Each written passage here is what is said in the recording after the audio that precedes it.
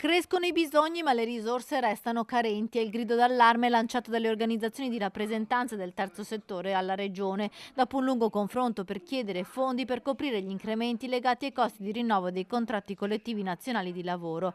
Confcooperative, Anfas e Uneba, gli esponenti principali in Veneto nel campo dell'assistenza per i servizi alla disabilità e la salute mentale, chiedono un nuovo incontro con la Regione. È necessario sbloccare la situazione perché abbiamo necessità come enti di avere un adeguamento delle rette e soprattutto per poter garantire alle famiglie i servizi di cui hanno necessità, bisogni sempre crescenti e impellenti. A rischio ci sono i servizi per disabili, malati psichiatrici, anziani, un bacino di oltre 14.000 persone in Veneto, seguite da 16.000 addetti che operano nelle strutture nei centri diurni.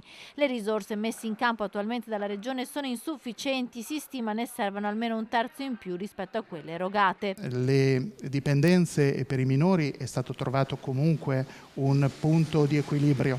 Manca invece, e sono i servizi più impattanti per quanto riguarda la disabilità e la salute mentale, non c'è ancora un punto di equilibrio. Oltre ai costi legati al personale, negli ultimi anni sono aumentate anche le spese per i pasti, la manutenzione degli immobili, l'energia, i trasporti e gli altri servizi necessari alla gestione di queste strutture e anche le famiglie sono in difficoltà. Di risorse noi abbiamo bisogno anche perché siamo fermi, tranne qualche piccolo provvedimento per quanto riguarda la residenzialità dal 2010. Allora io vorrei capire quante persone o quanti enti possono gestire con le tariffe del 2010, oggi a 14 anni dopo una pandemia e quello che è successo.